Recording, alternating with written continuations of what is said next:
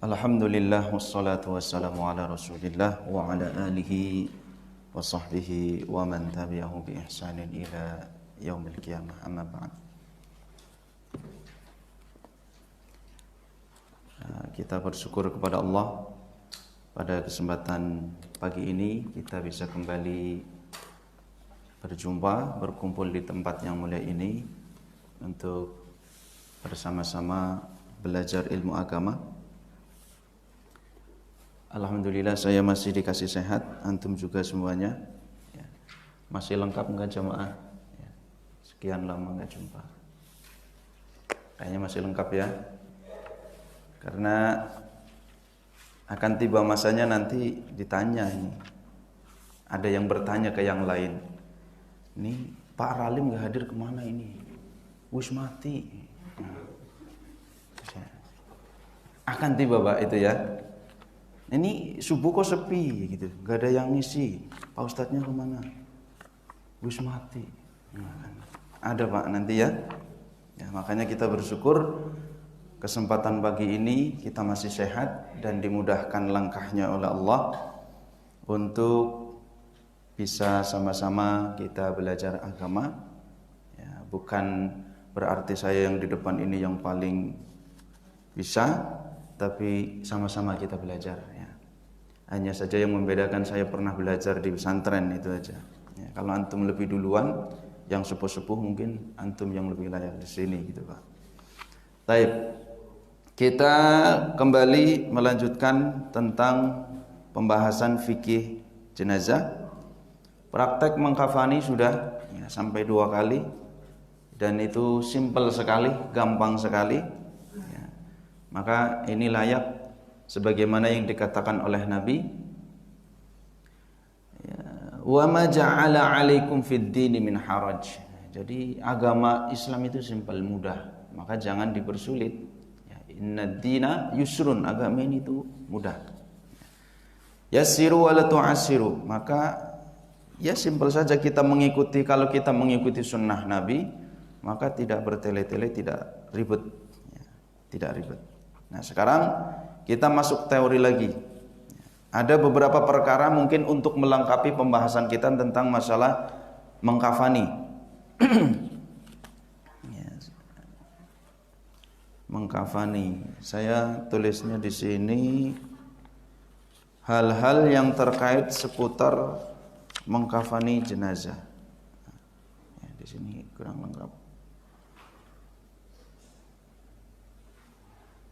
Yang pertama, orang yang meninggal dunia saat ihram. Nah, ini masalah kafannya perlu kita bahas Pak ya. Kenapa?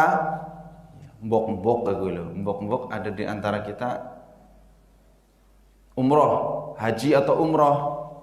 Nah sampai di sana mati, meninggal dunia. Nah kalau kita sudah belajar maka kita nggak ribet. Kadang ada orang yang nggak tahu, mau umroh dia nggak belajar dulu, mau haji dia nggak mengilmui ilmu masalah haji dan umroh, termasuk ilmu-ilmu yang lain. Sampai di sana mati, misalkan bapaknya, dia haji atau umroh bareng ayahnya meninggal, dia ribut sendiri nanti, pusing sendiri. Ya, mau kemana Mas? Saya mau cari kain ihram, mau cari minyak wangi.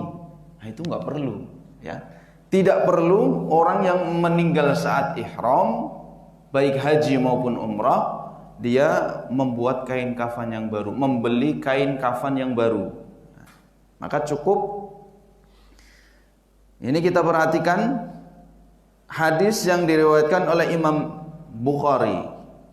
Jadi kalau kita sudah tahu ilmunya, maka kita tenang, nggak akan rempong.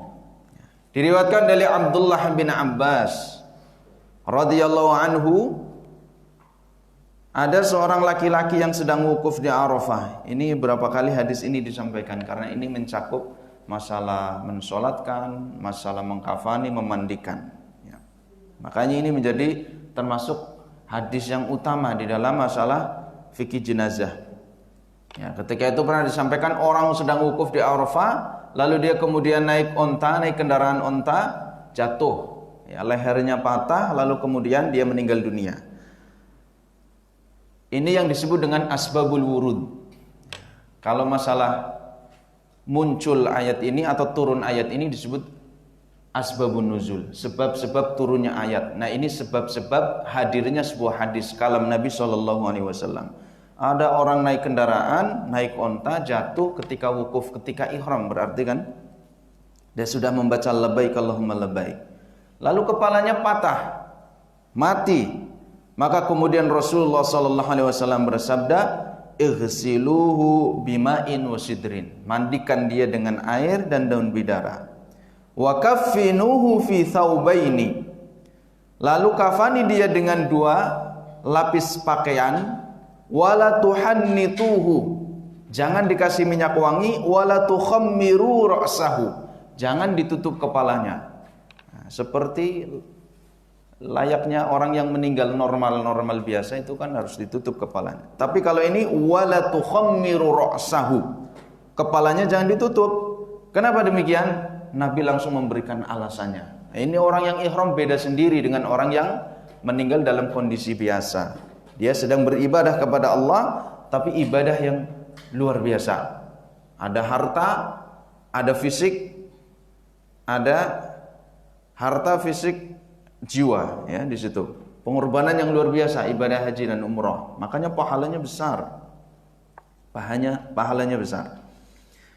Di sini Rasulullah SAW langsung memberikan ilahnya, alasan kenapa orang yang mati ketika ihram, baik haji maupun umrah, kepalanya tidak ditutup, cukup dipakaikan dengan 2 lapis pakaian yang dia pakai, ar-ridha wal izar, pakaian ihramnya yang atas sama yang bawah.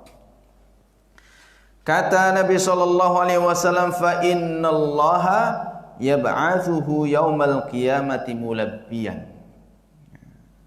Karena Allah Subhanahu wa taala nanti pada hari kiamat akan membangkitkan dia dalam keadaan bertalbiyah.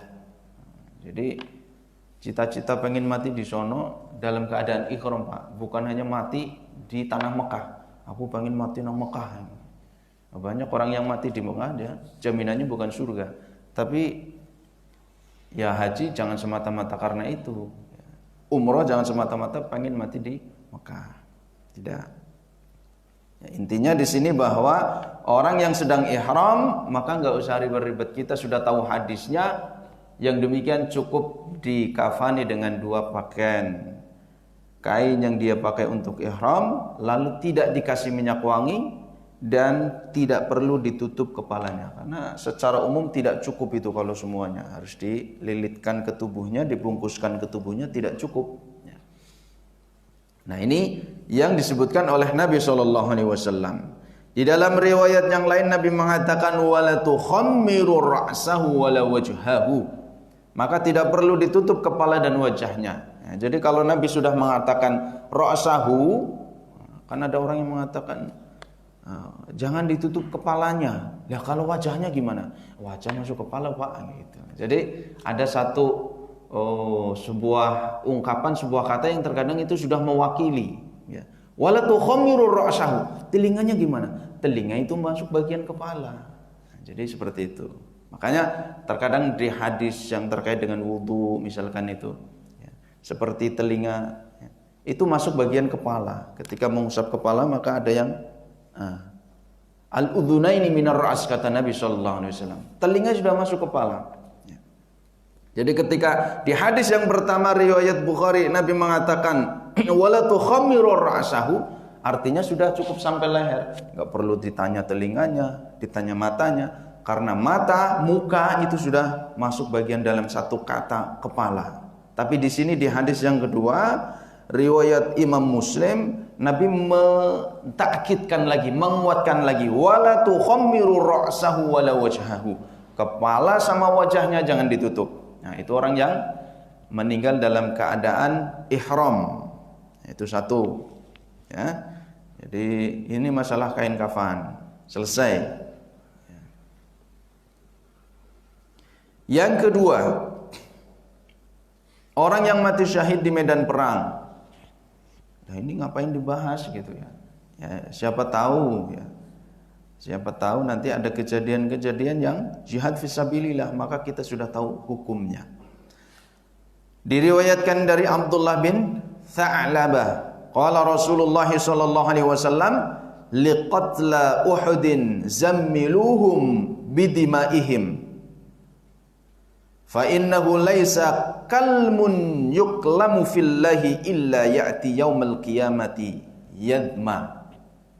Luar biasa ya, pahala jihad fisabilillah, perang melawan orang kafir untuk membela agama Allah. Ya. Ini kita lihat dari satu sisi saja ini di sini. Kata Rasulullah sallallahu alaihi wasallam pada perang Uhud, ya, dia mengatakan kepada orang-orang dari para sahabatnya yang gugur ketika perang Uhud, zammiluhum bidimaihim. Selimuti mereka orang-orang yang gugur, kaum muslimin, para sahabat yang gugur pada perang Uhud, bidimaihim. Selimuti dengan darah-darah mereka. Artinya bukan dilumuri, ya, bukan. Ini bahasa-bahasa indah Nabi Shallallahu Alaihi Wasallam. Ya, seperti bahasa kita apa namanya? Kalau bahasa Indonesia apa itu, ada pelajaran kiasan, apa namanya? Majas ya, majas hiperbola dan semacamnya itu. Nah, ini Nabi sudah juga memakai itu. Zammiluhum bidimaihim. Ya, selimuti mereka dengan darah mereka, artinya dengan pakaian yang masih berlumuran darah. Kafani mereka dengan pakaian yang masih berlumuran darah. Yang tadi ketika orang ihram, dia diselimuti, dibungkus atau dikafani dengan pakaian yang dipakai untuk ihram. Nabi sebutkan alasannya. Ini orang jihad, dia gugur, terluka parah kemudian mati masih di medan perang. Bukan terluka parah kemudian dibawa pulang mati, meninggal di rumah, bukan. Ini meninggal di medan perang, di tanah, ketika tempat untuk berperang. Kata Nabi, selimuti atau pakaikan kepada mereka bidimaihim, dengan pakaian yang masih berlumuran darah. Alasannya apa? Ini termasuk di antara pahala jihad. Fa innahu laisa kalmun, kata Nabi sallallahu alaihi wasallam, karena tidak ada, ya, sesungguhnya Nabi sallallahu alaihi wasallam mengatakan, fa innahu laisa kalmun yaklamu fillahi, karena sesungguhnya kalmun, luka, tidak ada luka yang tergores fillahi, di jalan Allah, illa ya'ti yaumal qiyamati yadma, kecoes, ya, kesabet pedang, tangannya potong, ya, bercucuran darah. Kata Nabi sallallahu alaihi wasallam, tidak ada satu luka kecil maupun besar, melainkan, tapi lukanya ini bukan luka keperang lagi belukang, ya, bukan Pak, ya, bukan lagi bikin suluh, bukan, tapi jihad fisabilillah. Tidak ada luka yang tergores ketika jihad fisabilillah, baik besar maupun kecil, illa ya'ti yaumal qiyamati yadma, melainkan luka itu nanti pada hari kiamat yadma, dia akan bercucuran darah, mengeluarkan darah, launuhu launud dam wa rihuhu rihul misk. Subhanallah. Jadi lukanya dia akan mengeluarkan darah, meneteskan darah, darahnya berwarna merah, bukan darah biru. Darahnya berwarna merah, wa rihuhu rihul misk, tapi wanginya seperti wangi minyak kasturi. Ya, minyak, ya, sebaik-baik minyak wangi adalah al-misk, minyak kasturi. Katsura apa kasturi? Katsuri, ya. Katsuri, bukan kasturi. Kalau kasturi burung apa ya? Iya, burung. Ini salah ini berarti ini. Katsuri, ya, katsuri. Ya. Bahasa Arabnya misk, ya, misk. Ya. Itu wangi yang paling baik, yang paling disukai oleh Nabi. Di dalam riwayat yang lain, ini hadis Nasa'i, ya, yang pertama itu, dan diriwayatkan dengan hadis, ya, dengan riwayat sahih, derajatnya sahih. Lalu kemudian di riwayat yang lain Nabi SAW mengatakan zammiluhum fi thiyabihim. Nah, kalau yang pertama zammiluhum fi dimaihim. Nah, di sini jelas Nabi mengatakan zammiluhum fi thiyabihim, thawb, pakaian. Ya, pakaian. Kafani dia dengan pakaian yang dipakai untuk berperang. Wa qala wa ja'ala yadfinu fil qabri rahta. Qala wa qala qaddimu aktsarahum Qur'anan. Oh, ini masalah mengkuburkan nanti ya. Jadi masalah mengkuburkan kalau jumlahnya banyak, ini bagaimana ini? Maka kata Nabi sallallahu alaihi wasallam, kuburkan mereka beberapa orang, beberapa jumlah orang, 3 atau 4 itu dalam satu liang lahat, dalam satu kuburan. Qaddimu aktsaruhum Qur'anan. Nah, yang dulu dikubur yang mana? Yang satu liang lahat agak besar, yang misalkan untuk 3 orang, siapa dulu yang pertama dikubur? Siapa dulu yang menghadap ke kiblat? Diurutkan. Kata Nabi, aktsaruhum Qur'anan, yang paling banyak hafalan Qur'annya. Nah, ini kan luar biasa. Sampai hafalan Qur'an pun itu menjadi menjadi kriteria yang dipakai oleh Nabi SAW untuk didahulukan ketika dimasukkan ke dalam liang lahat, karena dia yang paling mencium tanah, yang paling menghadap kiblat nanti.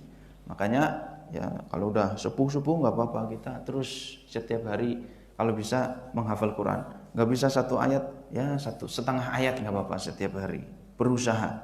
Nah, kalau Allah takdirkan sampai kita nggak hafal Quran, setidaknya Allah catat kita nanti menghadap Allah, kita punya sejarah, saya punya azam, punya keinginan, punya motivasi, punya cita-cita menjadi penghafal Quran. Itu luar biasa, Pak. Nanti ya. Itu akan dibuktikan oleh tangan kaki kita nanti. Wa qalu li juludihim lima syahidtum alaina. Nah, nanti kulit itu akan bersaksi, ya. Yauma yuhsyarun nasi. Aduh, ayatnya itu gimana?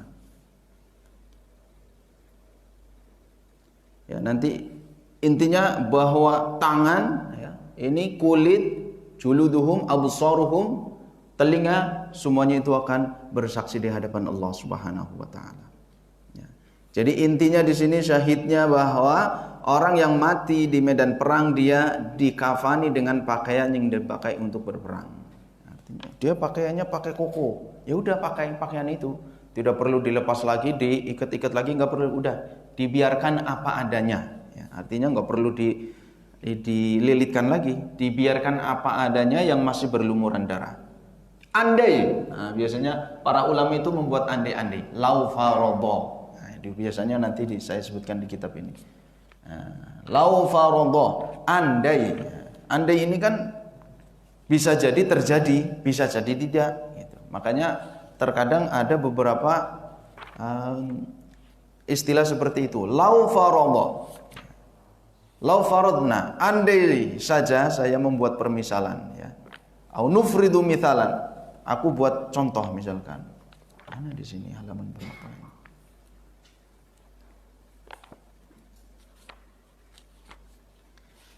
Andai misalkan ini orang meninggal, gugur di medan perang, pakaian sudah ada, ya. Dia dikafani dengan pakaian apa adanya yang berlumuran darah. Tapi saya punya kain kafan. Apakah boleh dikafani dengan kain kafan yang saya bawa? Mungkin dia udah siap-siap.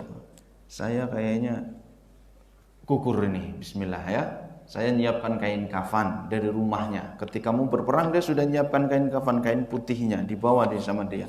Nah, bagaimana? Apakah boleh ditambah dengan kain kafan yang dia bawakan dari rumah? Ya. Hadisnya cukup panjang, ya, cukup panjang ini. Tapi nggak apa-apa ya, saya bacakan. Nah, biar kita tahu. 110 hadis riwayat Imam Ahmad di dalam musnadnya, hadis hasan. Berarti sahih li ghairihi, hasan li ghairihi. Ya, sahih artinya sahih li dzatihi, kemudian sahih li ghairihi, hasan li dzatihi, hasan li ghairihi. Hasan itu hasan li dzatihi. Apa bedanya? Nanti kalau dapat baca buku misalkan terjemahan sahih li dzatihi. Jadi dia independen sendirian dengan hadis itu sudah cukup, dia derajatnya sahih. Berarti tidak butuh variabel yang lain. Dia tidak butuh hadis yang lain pendukung. Nah, maka dia sahih li dzatihi. Tapi kalau sahih li ghairihi, dia kalau sendirian bukan sahih. Ya. mungkin hasan. Tapi karena ada sebab hadis yang lain banyak semakna, akhirnya dia derajatnya naik menjadi sahih karena sebab yang lain. Hasan pun demikian, ada yang hasan karena lidzatihi, kalau sendirian dia hasan, tapi karena sebab, kalau sendirian dia hasan, kalau sebab yang lain li ghairihi. Nah, kalau sendirian dia beda ini. Kalau yang lidzatihi sendirian dia hasan bukan karena faktor yang lain, tapi kalau dia sendirian dia dhaif, kemudian ada faktor pendukung hadis yang lain menjadi dia naik derajatnya menjadi hasan, ya, dari dhaif menjadi hasan, dari lemah menjadi hasan, maka hasan li ghairihi. Hasan karena sebab hadis yang lain yang semakna. Nah, itu ya. Nah, ini perlu kita belajar mustalah hadis, usul tafsir, ya, itu penting.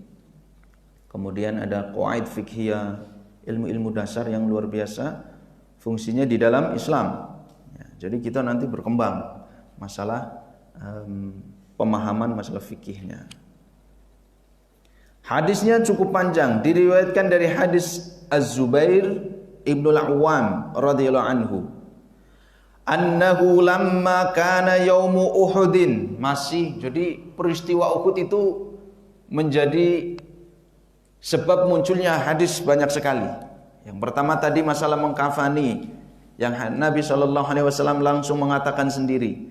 Ini juga ada lagi, annahu lamma kana yauma Uhudin, ketika hari perang Uhud, aqbalat timra'atun tas'a hatta idza kadat an tushrifa 'alal qatla. Tiba-tiba ada seorang wanita, dia datang sambil berjalan, sehingga ketika hampir kada itu hampir, kadat karena dia perempuan, hatta idza kadat tushrifa 'alal qatra, syarafa, tashraf, muncul, ya, artinya sampai sudah mendekati al-qatla, yang terbunuh, yang gugur. Sampai ketika si perempuan ini sudah hampir mendekati al-qatla, yang gugur, qala, lalu yang meriwayatkan mengatakan faqarihan nabiyyu sallallahu alaihi wasallam antarahum. Ini laki-laki semua perang, tiba-tiba ada yang gugur, muncul seorang perempuan. Terlihat dari raut Nabi, Nabi tidak suka.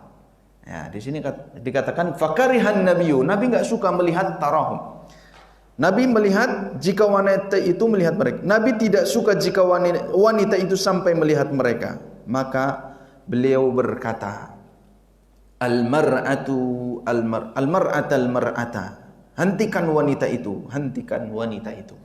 Jadi banyak, ya, kalau kita belajar ilmu nahwu, ada namanya al-mahdhuf, sesuatu kata yang dihapus tapi maknanya bisa dipahami.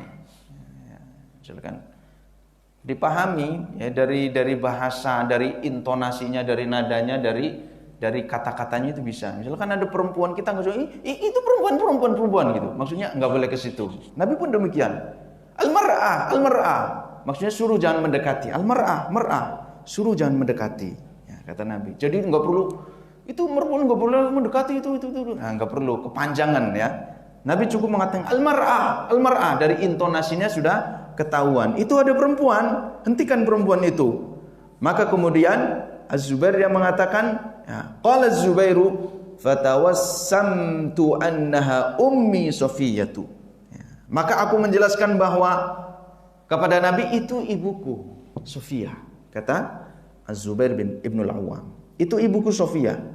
Qala fa kharajtu as'a ilaiha fa adraktuha qabla an tantahiya ila al-qatla. Lalu fa kharajtu as'a, sa'a, yas'i. As'a itu beranjak, berjalan.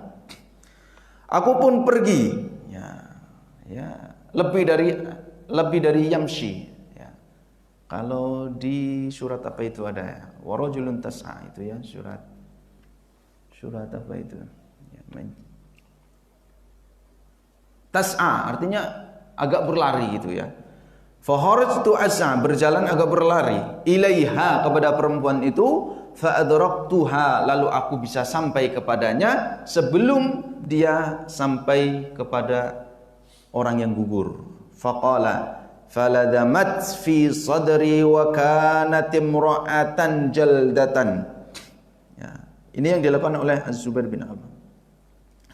Lalu ketika perempuan itu sudah hampir mendekati orang yang gugur itu, maka tiba-tiba dia didorong.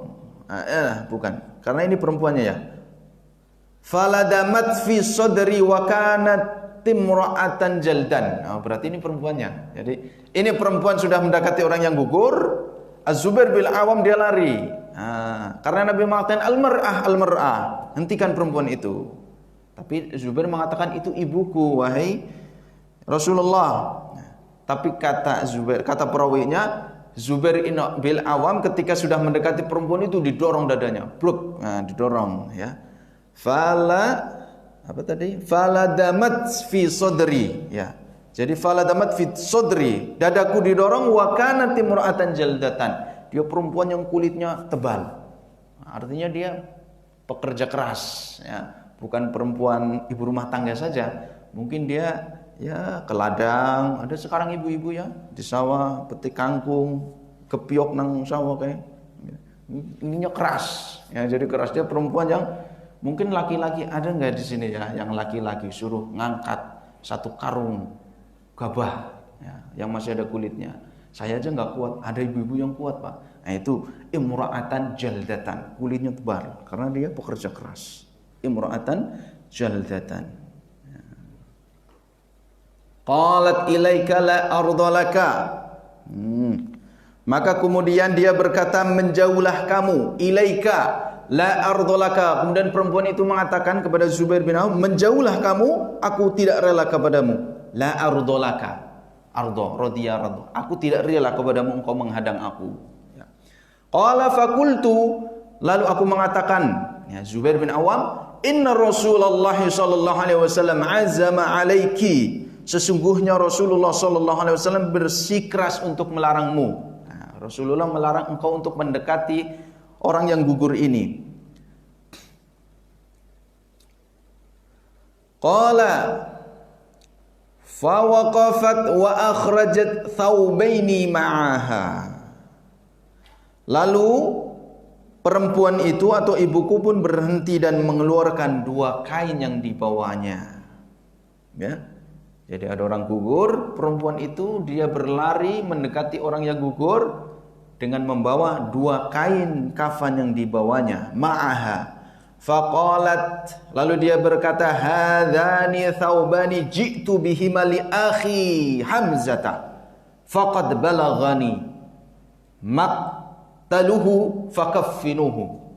Ya, jadi yang meninggal ini, yang gugur ini, dia adalah Hamzah dan dia adalah saudaranya, mungkin kakaknya, mungkin adiknya. Wallahu alam, saya belum ngecek lagi ini ya. Hamzah ini apakah dia kakak dari perempuan itu atau dia adiknya?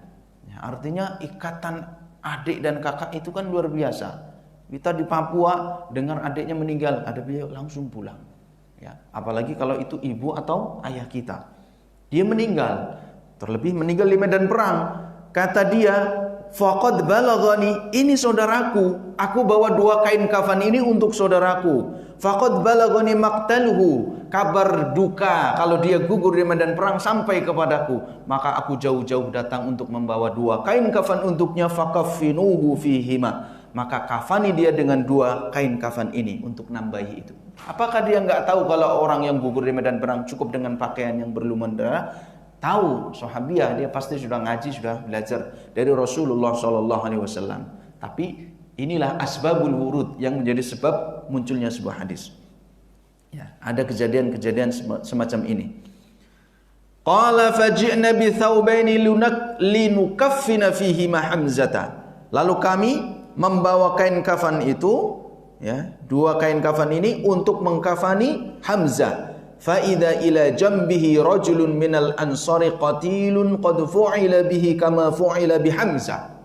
Lalu di sampingnya Hamzah yang sudah gugur, yang sudah meninggal, di sampingnya ada rajulun minal ansar. Dia meninggal juga, tapi dia dari kaum Ansar, ya, dari kaum Ansar, dari Madinah. Qatilun, dia pun gugur. Qad fu'ila bima kama fu'ila Hamzah, dan dia pun diperlakukan seperti yang diperlakukan kepada Hamzah. Ya. Wallahu a'lam, apa ini Hamzah pamannya Nabi, ya, yang meninggalnya itu dimutilasi kan, jantungnya diambil. kemudian dimakan oleh Hindun kalau tidak salah ya, Hindun ya, dikunyah itu ya, seperti makan buah apel, saking marahnya dia. Kalau orang sudah marah seperti itu Pak, ya, sudah marah, saking marahnya luar biasa itu, saking dendamnya, jantung pun rasanya seperti apel, tai kucing pun seperti coklat. Ya bahaya itu ya, hati-hati kalau marah, maka jangan marah berlebihan. Ya. Lalu kemudian fawajadna ghadabatan wa hayaan an nukaffina Hamzata fi thawbaini wal ansari la kafana lahu. Ini kata Hamzah, kami pun merasa tidak pantas dan malu jika mengkafani Hamzah dengan 2 kain kafan, sementara yang di sampingnya tidak dikafani ya. Yang satunya dia dibawain bekal 2 kain kafan, sementara yang di sampingnya berlumuran darah. Kata Hamzah, aku malu. Kata siapa? Zubair bin Awam, aku malu kalau hanya mengkafani si Hamzah saja, sementara yang di sampingnya Al-Ansar dia tidak dikafani dengan kain kafan. Ya. Faqulna li Hamzata thawbun walil Ansari thawbun faqadarnahuma fakana ahaduhuma akbar minal akhar. Lalu kemudian kami pun mengatakan dibagi 2 ya, yang satu karena 2 tadi, yang satu kain kafan buat Hamzah, yang satu pun kain kafannya buat Al-Ansar. Kemudian faqadarnahu, kemudian kami mengukurnya ya, diukur kain kafan itu. Salah satunya ternyata lebih besar dari yang lain. Salah satunya berarti apa yang diukur ini? Sebentar. Faqadarnahuma fakana ahaduhuma akbar minal akhar fa'araqna bainahuma fakaffanna kulla wahidin minhuma. Yang diukur kain kafannya apa? Orang yang meninggalnya ini, ya. Tapi ini kayaknya lebih berdekat kepada orangnya. Kain kafannya ya rata-rata kalau bawa 2 berarti panjangnya sama, nggak mungkin nggak sama gitu ya. Lalu kemudian kalau dalam bahasa Arab, kalau ada sebuah dhamir kata ganti, maka dia muncul sebuah kata ganti, dia kembali kepada ismu dhahir yang paling dekat. Dhahaba Muhammadun wa akhahu. Nah, berarti hu kembali kepada isim dhahir yang namanya muncul paling dekat. Nah, maka dhamir hu itu kembali kepada dhahaba Muhammadun, berarti Muhammad. Muhammad pergi, wa akhahu, berarti hu-nya adalah ke Muhammad dan saudaranya Muhammad. Ini pun demikian. Kenapa? Karena 2 kain kafan itu kalau dengan kata dhamir juga huma. Ya. Lalu kemudian orangnya diganti dengan kata dhamir juga huma. Sama-sama huma, meskipun yang satu benda mati, yang satu manusia ya, bernyawa tapi sudah mati ya, sama-sama mati sebenarnya ya. Tapi yang satu pernah ada nyawanya, maka sama-sama huma. Nah, di sini dia lebih dekat bahwa lalu kemudian kami mengukur keduanya kami mengukur Hamzah, kami mengukur Ansar ya, tubuhnya panjangnya. Fawajadna ya fakana ahaduhuma akbar minal akhar. Ternyata salah satu, wallahu alam, apakah Hamzah atau Al-Ansar yang dia lebih besar daripada yang lainnya. Lalu kemudian fa'aqara'na bainahuma fakaffanna kulla wahidin minhuma fi thawbil ladzi tara lahu. Lalu kemudian kami memberikan kain kafan kepada masing-masing yang menjadi bagiannya. Ya. Akhirnya artinya masing-masing diberikan kain kafan. Nah, dari hadis ini ketika Nabi SAW mentakrir, maka ada hadis, kalau kita belajar mustalah hadis, apa yang dimaksud dengan hadis? Qaulun wa fi'lun ya. Wa qaulun wa fi'lun wa sifatun wa taqrirun ma unsida aw manusiba ila Nabi SAW. Perkataan, perbuatan, sifat, karakter, sifat yang bisa dilihat, lalu kemudian takrir persetujuan Nabi SAW. Di sini tidak melibatkan Nabi SAW.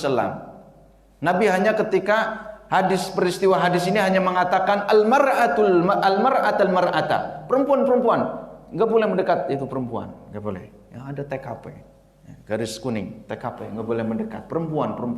Sampai di situ pelibatan Nabi SAW dalam hadis ini. Nabi melarang perempuan mendekati orang yang gugur. Tapi ketika para sahabat dia, ada sahabiah, yaitu Sofia, dia membawa 2 kain kafan untuk saudaranya Hamzah, dipakaikan salah satunya, yang satunya untuk temannya yaitu Al-Ansor yang sama-sama gugur. Setelah itu bas, selesai. Nabi tidak terlibat lagi. Apakah Nabi melarang? Apakah Nabi menyuruh?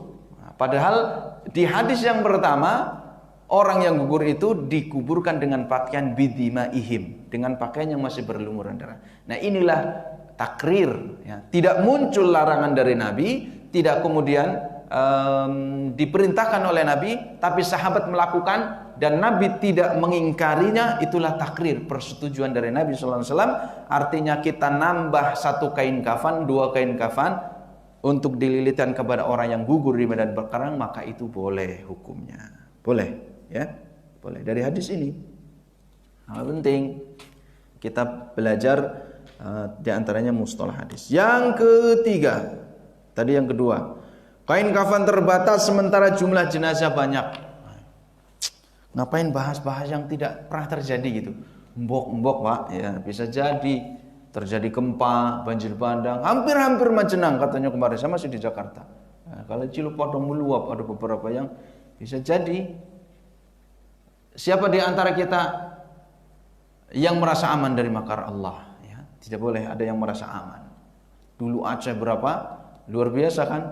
Di surat Al-A'raf itu menceritakan, ya, bagaimana azab Allah datang di waktu pagi yang manusia dalam keadaan bermain-main, tidak tahu waktu pagi. Aceh itu kan pagi-pagi, kalau tidak salah sekitar jam 8. Orang lagi aktivitas, mulai berangkat bekerja, berangkat sekolah, tiba-tiba tsunami datang. Kalau tidak salah dulu saya masih di Mais, yang gempa Yogyakarta, saya masih di Mais, itu juga pagi-pagi. Kita lari lompat dari ranjang itu pesantren pada lari. Maghrib atau pagi ya? Kalau salah nggak pagi ya? Maghrib ya Pak? Iya, ada yang lompat dari ranjang ke lantai, ada yang dari lantai nyebrang ke kayak gini, lompat ke sana Pak, ke rumah warga. Ada teman kita dari Aceh, saya masih ingat itu, saking takutnya. Oh, di situ banyak yang meninggal di Jogja. Malam itu disebutkan di surat Al-A'raf, ya, di surat Al-A'raf. Maka kita tidak boleh merasa aman dari makar Allah. Bisa jadi waktu-waktu ketika azab itu bisa jadi datang ketika kita sedang bermain, beraktivitas. Bisa jadi pula azab itu datang dalam keadaan terlelap tidur, ya, terlelap tidur. Ya, malam-malam kita sedang terlelap tidur. Yang ketiga, kain kafan terbatas sementara jumlah jenazah banyak. Nah, ini bisa terjadi. Yang pertama hadisnya dari Anas bin Malik radhiyallahu anhu, dia berkata, "Ata Rasulullah sallallahu alaihi wasallam ala Hamzah yauma Uhud." Masih satu, ya, berarti hadisnya masih satu ini. Dengan peristiwa yang tadi, ya, satu peristiwa banyak riwayatnya. Ini dari siapa? Tadi dari Az-Zubair bin Awam. Yang satu ini yang kedua dari Anas bin Malik, ya. Rasulullah datang untuk menemui Hamzah pada perang Uhud. Fawaqafa alaihi fara'ahu qad muthila bihi. Berarti ini paman Nabi sallallahu alaihi wasallam, ya. Lalu Nabi datang kepada atau mendatangi jenazah Hamzah. Fawaqafa alaihi, lalu Nabi berdiri di sampingnya, berhenti. Fara'ahu qad muthila bihi. Nabi melihat, ra'a, yara, qad muthila bihi. Mathala yumathilu, muthila, sudah dimutilasi, Pak. Ya. Ini enggak boleh. Ya. Dalam Islam itu yang orang-orang yang boleh dibunuh dengan cara hak, yang dengan cara yang benar, tapi tidak boleh dengan cara memutilasi, tidak boleh. Qad muthila bihi. Faqala, ini masih terusannya berarti. Ini hadis riwayat At-Tirmidzi, hadis sahih. Nabi melihat Hamzah sudah dimutilasi, sudah Yang saya tahu jantungnya ya, diambil itu, dirobek dadanya, jantungnya diambil. Laula an tajida Safiyatu fi nafsiha la taraktuhu hatta ta'kulahu al-afiyatu hatta yuhsyara yaumal qiyamati min butuniha.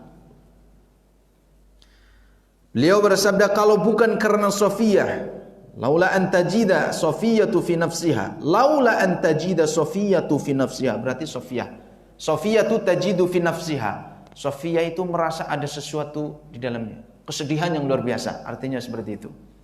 Kalau bukan karena Safiyah itu fi nafsiha tajidu syai'an, dia mendapati sesuatu dalam dirinya itu kesedihan yang luar biasa, la taraktuhu, maka aku akan biarkan tubuhnya itu dimakan hatta ta'kulahul afiyatu, sampai tubuhnya dimakan oleh hewan pemakan bangkai, hingga dikumpulkan pada hari kiamat dan perut hewan, hingga dikumpulkan pada hari kiamat pada perut hewan tersebut.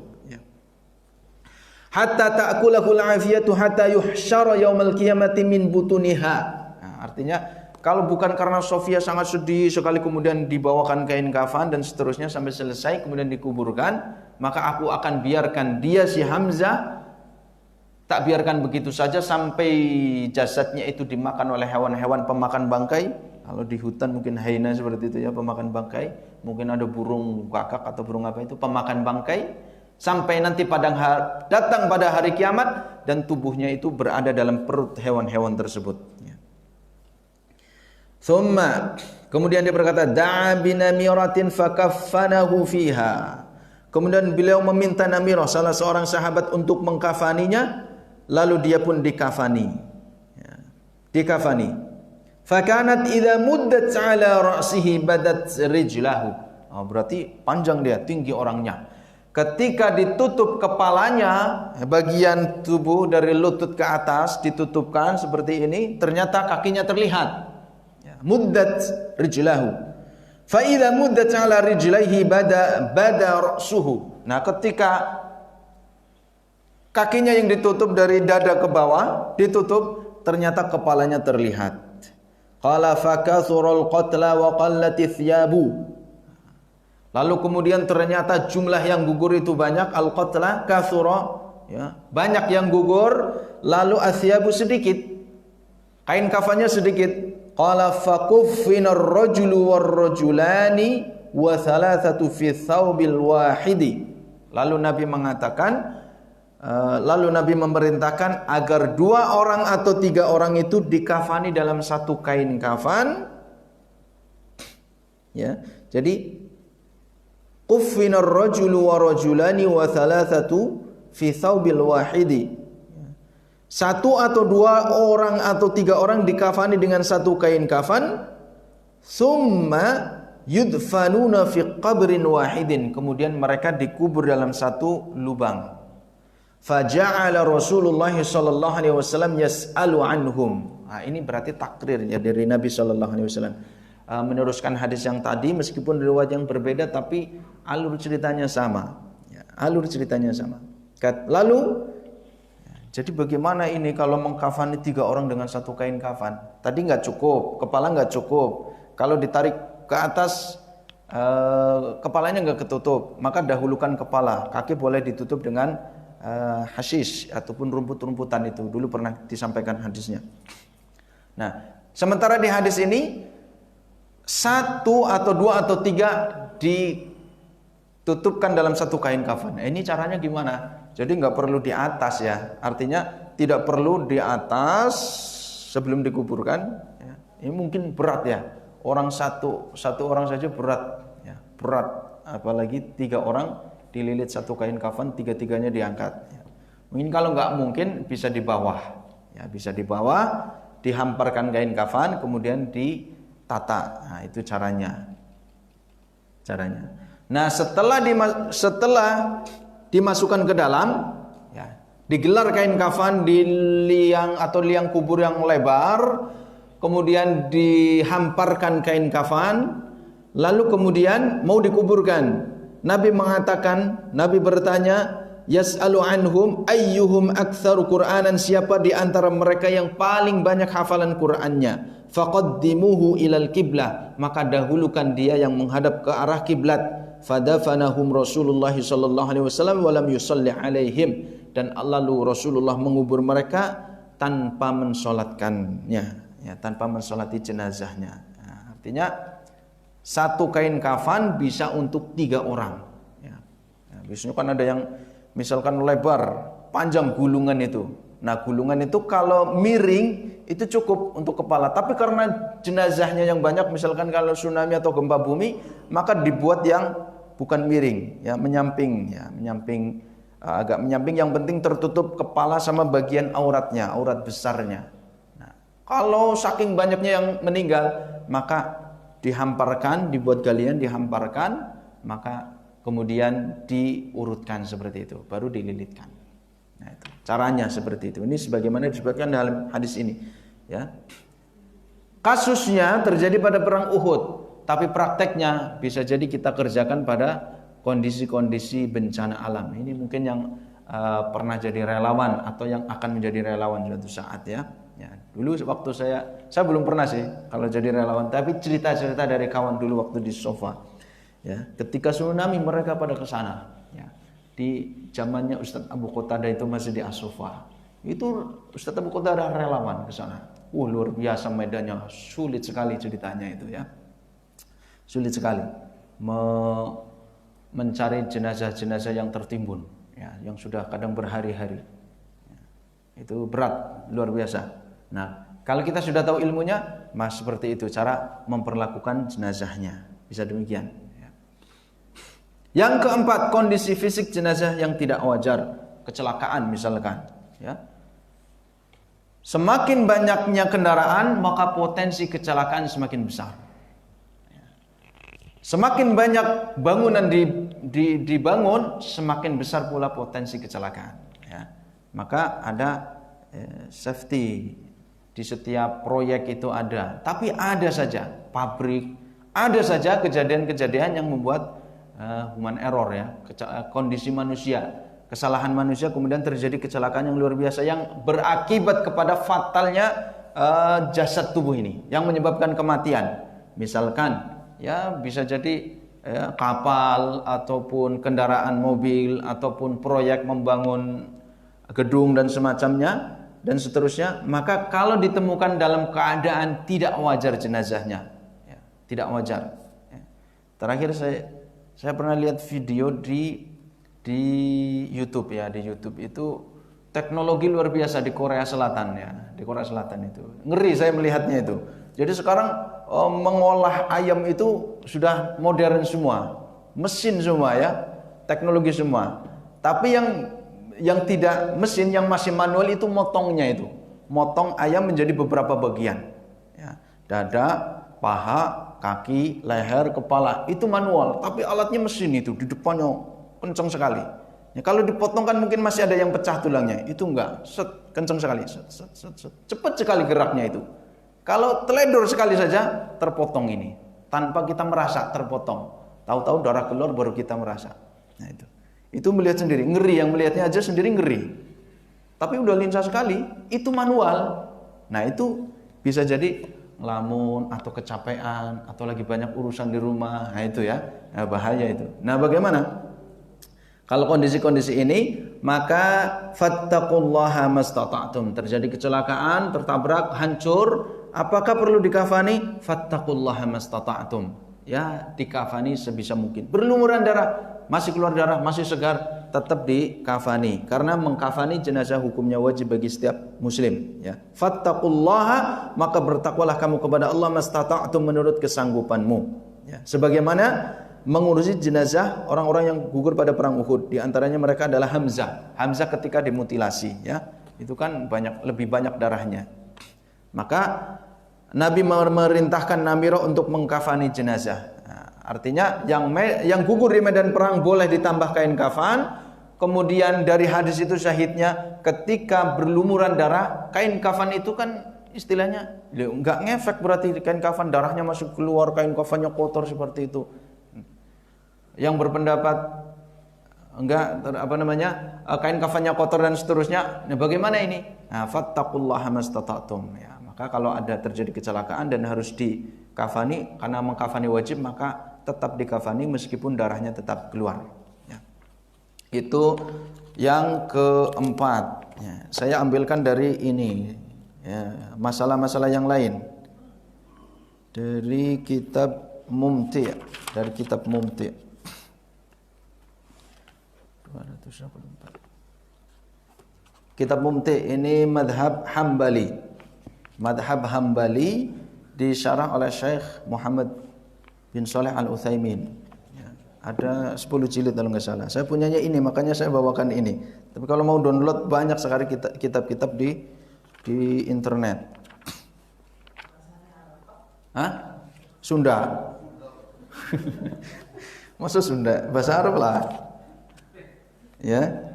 Ini bahasanya Arab. Nah, nih ada beberapa perkara lain. Misalkan di sini ya. Ya, saya bacakan tadi, saya baca tadi pagi. Nah, yang pertama, ya tambahan berarti yang kelima ya.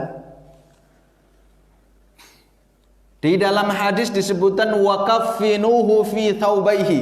Ini penting, Pak. Jadi dari satu kata dalam satu hadis itu bisa muncul sebuah kesimpulan hukum. Ya.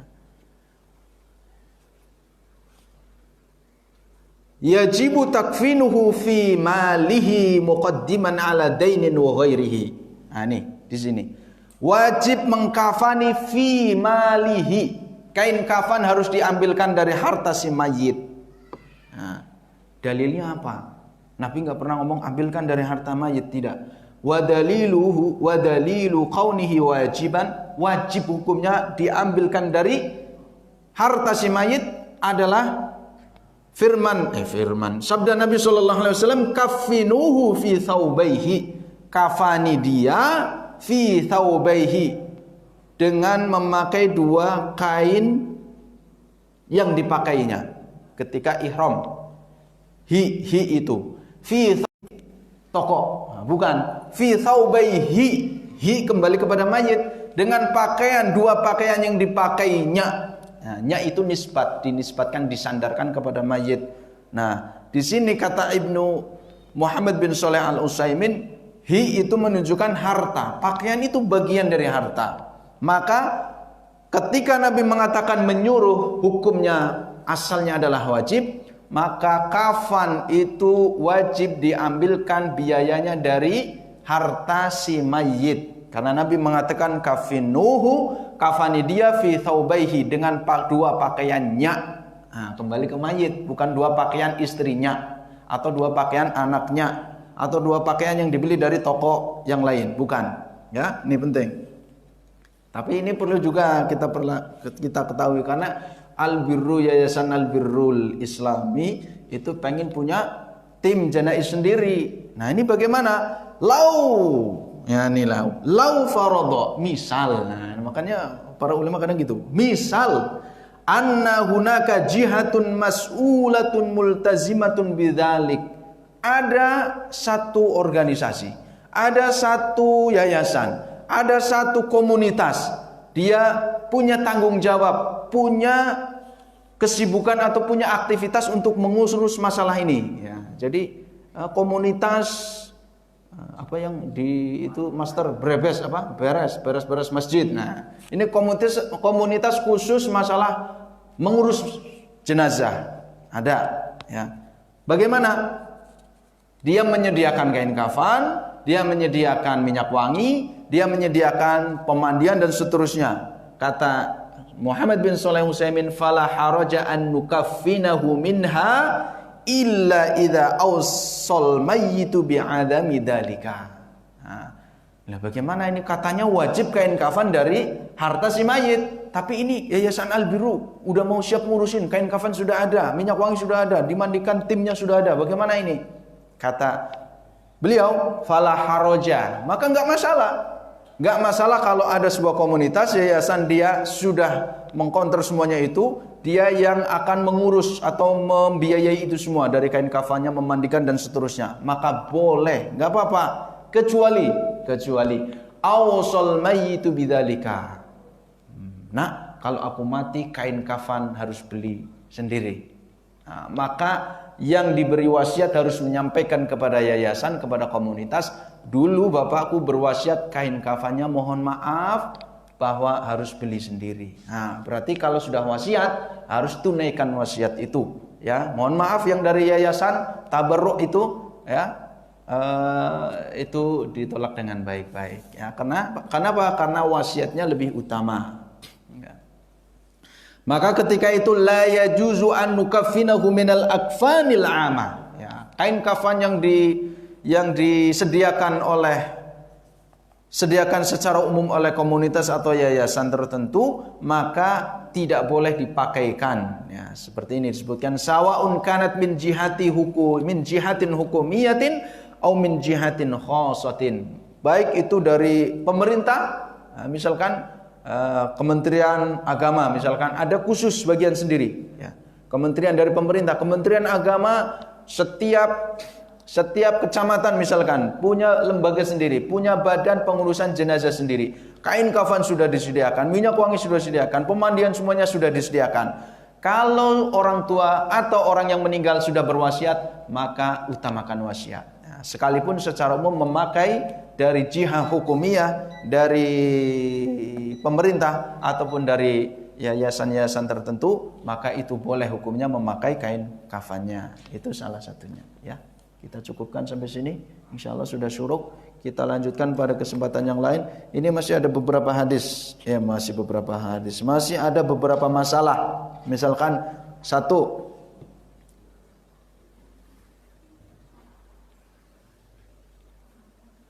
kain kafannya itu miskin banget Pak dia. Ada nggak orang seperti? Ada Pak. Kalau mau cari-cari ke kampung-kampung situ ada. Ya, sudah miskin, ya, pisah sama istrinya, ngurusin anaknya, rumahnya, ya Allah bodol banget. Habis itu apa? Tanahnya mondok lagi, bukan tanah milik sendiri. Ya. Ada, saya melihat sendiri orang seperti itu. Jadi orang yang miskin banget itu ada, ya, hidupnya begitu susah. Nah, andai dia mati tidak punya apa-apa, Nah, punya kambing satu yang dia pelihara. Nah, kambingnya ternyata dia punya utang. Kambingnya buat jaminan. Nah, itu bagaimana kain kafannya? Nanti pada kesempatan yang lain. Lalu kemudian kain kafannya dijahit. Nah, dijahit Pak. Saya melihat sendiri ada foto, ya, kain kafan seperti, ya ngapain sih ribet-ribet harus ngikat kanan kiri, dibikin, ya, dia ya berkreasi, dibikin di sini. Jadi kalau sudah dimasukin tinggal ditarik seret. Nah, udah gitu. Jadi kayak jas gitu. Masuk. Boleh enggak kain kafannya dijahit? Simpel itu, tinggal dimasukin, tarik seret. Nah, udah. Kain kafannya dijahit, ya.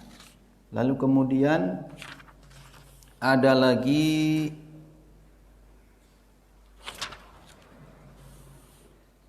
melepas tali kain kafan kalau lupa. Sudah dikubur lupa, mesti uruk loh Pak. Kelalan dia kepriwe dia. Udah dipocong saya. Itu masih ada, ini berlaku di otak manusia sekarang. Ini bagaimana? Nanti kita bahas dulu, ya. Kalau enggak dilepas nanti, apakah boleh kuburannya dibongkar lagi hanya sekedar untuk melepas kain kafan, tali kafan itu. Lalu kemudian idza kharaqat halam tasturuhu. Khirqah disobek. Sudah dikubur, sudah dibuka itunya, tali-talinya disobek, ada yang disobek. Disobek kain kafannya. Lapis 2 disobek, lapis 3 disobek. Di sini disebutkan ba'dul ahlul ilmi, kata sebagian ulama itu, idza khifa minan nabbashi fa innaha tukhraq al-lafaif. Kalau takut nanti digali. Ya, karena dulu saya masih ingat, samping rumah saya Pak Kiainya itu meninggal hari Jumat, malamnya dirondain sampai pagi, takut diambil. Ya, saya dengar cerita sendiri itu. Ya, jadi cara ngambilnya itu dia harus perang dulu sama penjaga kuburan itu, ya. Ya, pelang di alam gaib itu. Yang ngambilnya itu nggak boleh pakai tangan. Ya, terus menggalinya juga pakai ilmu tenaga dalam. Nanti keluar sendiri itu tanahnya, ngambilnya harus pakai gigi, lepas itu ikatannya. Itu sakti sekali katanya. Itu Itu masih diakui, Pak. Masih diakui di masyarakat itu. Nah, ini kain kafannya kemudian disobek-sobek. Tujuannya apa? Kata ba'dul ahlil ilmi, tujuannya karena khawatir nanti diambil. Nah, nanti ingat-ingat nih, tampang-tampang yang mungkin gondrong ya, dia pakai pakaian hitam, dia ikut prosesi pemakaman kiai. Wah, siapa tahu dukun itu ya. Wah, dicurigai. Oh. Kalau dia lihat, kain kafannya udah disobek, enggak jadi gitu. Kalau belum disobek bisa jadi dibongkar itu ya. Karena beberapa tempat masih ada kasus semacam ini. Di media sosial atau di televisi pun kadang masih ada cerita seperti itu. Ya, masih ada beberapa yang lain. Insya Allah kita sampaikan pada kesempatan yang lain. Mudah-mudahan ini bisa menambah pengetahuan kita. Dan kurang lebihnya mohon maaf.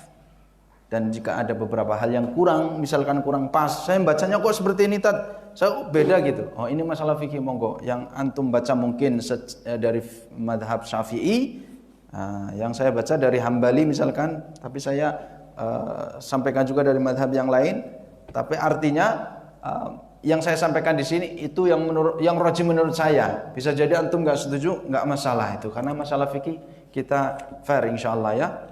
Debatable lah kalau nggak salah bahasa sekarang, itu masih bisa diperdebatkan. Tapi kalau masalah akidah, ya qaulun wahid, kita harus sepakat ya, harus yang rajih semua kalau masalah akidah. Demikian kurang lebihnya mohon maaf. Kita tutup dengan kafaratul majlis. Subhanakallahumma wa bihamdika asyhadu an la ilaha illa anta astaghfiruka wa atubu ilaik. Assalamualaikum warahmatullahi wabarakatuh.